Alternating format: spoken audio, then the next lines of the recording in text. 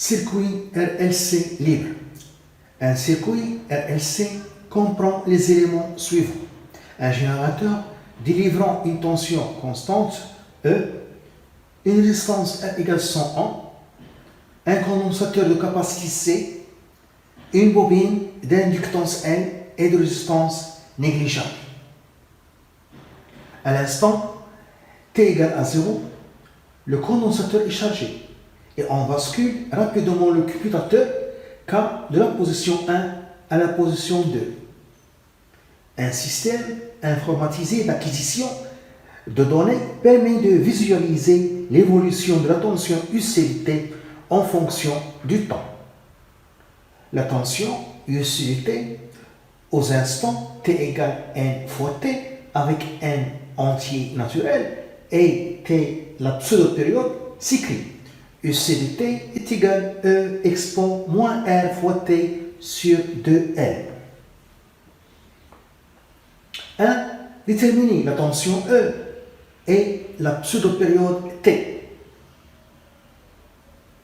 2. Trouver l'expression de UCT en fonction de E, N et U1 égale UC à la date T. 3. En déduire les valeurs de l'inductance L et de la capacité C. On considère que la pseudo-période T égale à la période propre T0 de circuit RLC. 4. Après combien de pseudo-périodes EC de T est égal E sur 100. 1. La tension E et la pseudo-période T.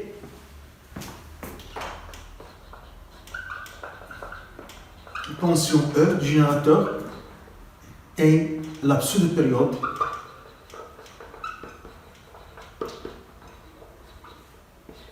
grand T. On a donné l'expression UC de T est égal E expo moins R fois l'instant T sur 2N. UC à T égale à 0 est égal E expo 0 qui est égal à E. Et graphiquement,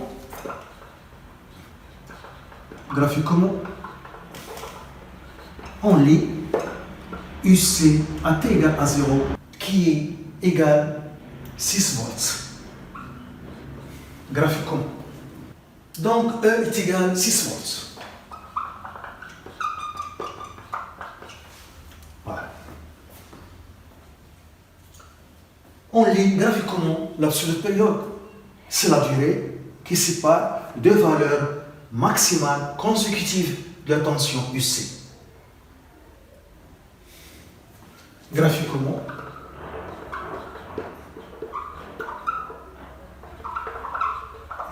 on lit T est égal presque 15 millisecondes. On lit sur le graphe, sur l'axe des abscisses, l'axe du temps, que chaque petite division représente 5 millisecondes. Et dans une pseudo-période, il y a 3 petites divisions. Donc, la pseudo-période T est égale à 3 fois 5, donc il y a 15 millisecondes.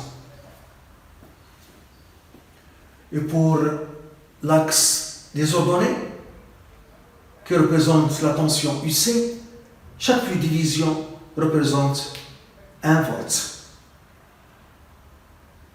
EC à T égale à 0 égale 6 volts. 2. La tension UC de T en fonction de E, N et U1. La tension UC de T en fonction de E, N et U1. La tension U1. Et la tension 1, d'après les données, c'est la tension UC à la date T égale pseudo-période. On a la relation, d'après les données, UC de T est égal à E expo moins R fois T sur 2L. T, la date T, c'est N fois T. D'après les données, T est égal à N fois la pseudo-période T. N est un entier. T, c'est la pseudo-période. Donc, UC de T est égal à E expo moins R N fois T sur 2L. U1, la tension U1, c'est UC à la date T égale pseudo-période. Donc, c'est-à-dire N est égal à 1. Donc, c'est égal, je remplace ici N par 1, E expo moins R fois T sur 2L. Donc, UC de T, on cherche UC de T à la date T en fonction de E, N et E1. Donc, c'est égal à E expo moins R fois T sur 2L, le tout à la puissance N. Il faut faire apparaître U1. On veut EC en fonction de E, N et U1. Donc, pour faire apparaître U1 qui est égal à E expo moins R fois T de N, ici j'ai l'expo. Il faut E, donc je vais multiplier l'expo par E et je divise par E. On a multiplié par 1, rien ne change. Donc, UC de T est égal à E expo moins R fois T sur 2L sur E, le tout à la puissance N. Donc, UC de T est égal E U1 sur E, le tout à la puissance N. C'est l'expression demandée EC de T en fonction de E, N et E1. 3. L'inductance N et la capacité C.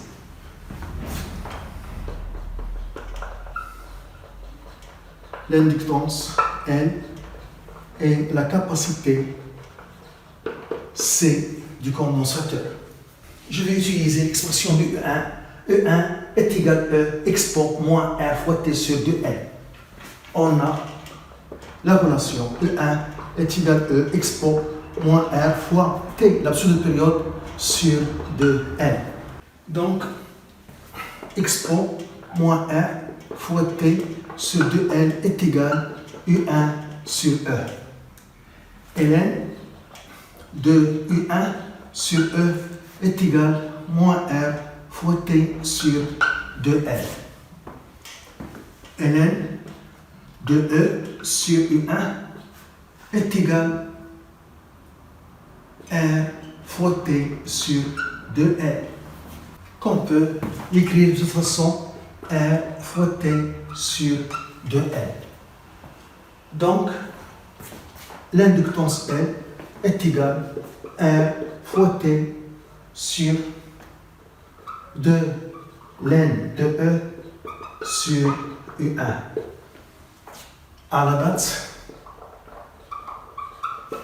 T est égale la pseudo-période T, on a la tension U1 graphiquement on lit presque 3,6 volts. Donc, l'inductance L de la bobine est égale à 100. T, on a lu 15 millisecondes fois 10 moins 3 en secondes sur 2 ln E 6 volts sur 3,6 égale. On trouve 1,5 Henry. 1,5 Henry. Pour trouver la capacité, on utilise l'expression de la période propre. On a dit dans les données qu'on considère la pseudo-période est égale à la période propre. T est égal à T0 est égal à 2pi fois la racine de L fois C. Donc la racine de L fois C est égale à T sur 2pi. Donc SC est égal à T carré sur 4pi au carré. Donc la capacité du condensateur C est égal à T au carré sur 4pi au carré fois L. Application numérique, t 15 millisecondes fois 10 poussement 3 en secondes sur 4 pi au carré n 1,5. C'est égal. On trouve 3,8 fois 10 poussement 6 farad qui est égal à 3,8 microfarad. 4. Le nombre de pseudo-périodes. Le nombre de pseudo-périodes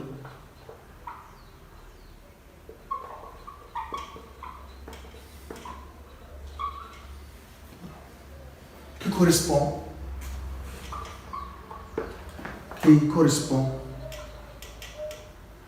à la valeur E sur le T est égale à E sur 100.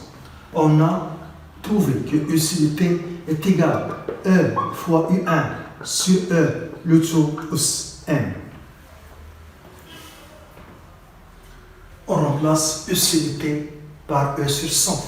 Donc E sur 100 est égal à E U1 sur E le tout à la puissance N. On simplifie par E. Donc 1 sur 100 est égal à U1 sur E le tout à la puissance N. On cherche N. Donc ln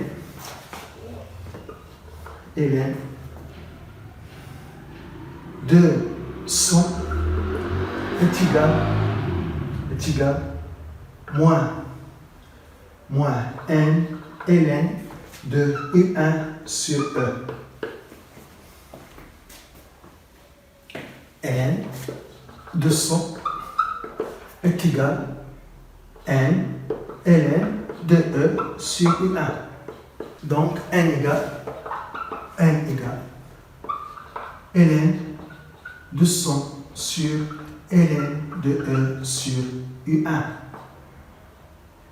Lorsque t est égal à la pseudo-période grand T, on a UC de t est égal à U1. Donc on lit U1 graphiquement. C'est la tension UC à la date t égale la pseudo-période T, qui est égale à 15 millisecondes. Donc on trouve 3,6 volts presque. Donc N égale ln de 100 sur ln de 6 égale 6 E1 3,6. N égale. Donc on trouve N égale 9. Donc après 9 pseudo-périodes, la tension U sur le T est égale à E sur 100. C'est-à-dire que presque 0. Donc E divisé par 100. Presque 0. Donc sur le graphe, on lit presque 9 pseudo-périodes. On lit sur le graphe presque 9 pseudo-périodes.